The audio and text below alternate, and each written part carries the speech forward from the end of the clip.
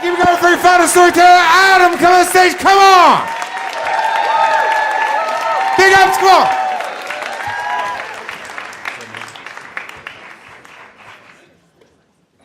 All right, by nature, I'm a pretty social guy, meaning most activities that I partake in is with other human beings.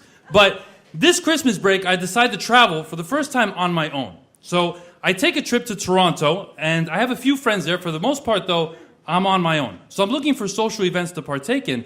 And one thing that's happening that weekend is there's an Islamic conference, which is pretty much like a Christian conference, but with beards and hijabs. But let me tell you why I think this is a good idea at the time.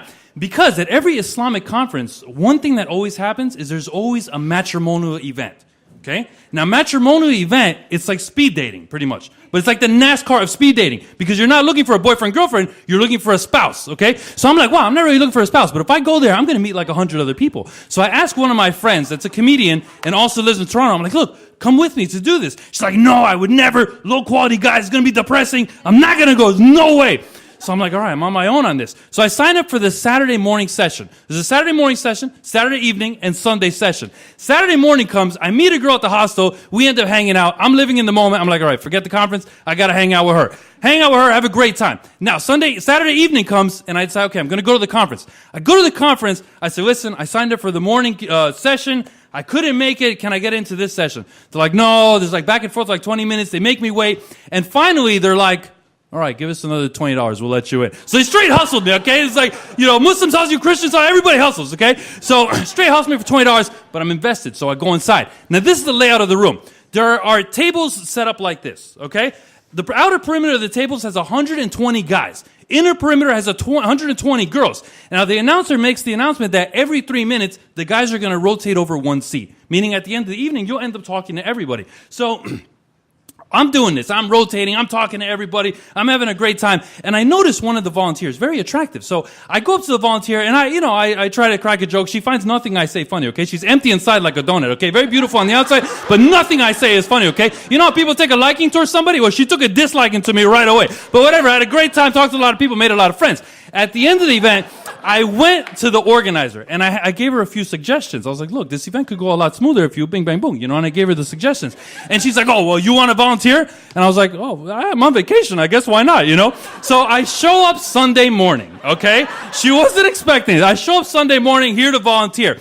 And she was surprised. Now, I say, listen, what you need is an MC, okay? You need somebody that's going to get the crowd hyped, get everybody, excited. Also, to talk about social etiquette, what to do and what to say in a conversation, what not to say. She's like, well, what would you say? So I give her my spiel, and she's like, oh, it's pretty good. So she talks to the main guy in charge, the main Muslim guy in charge. His name is Uncle Sam. Go figure, right? And he's like, all right, yeah, I guess it's a good idea. We'll let him do it. So they tell me, okay, you can be the MC. I say, all right, one thing first, though.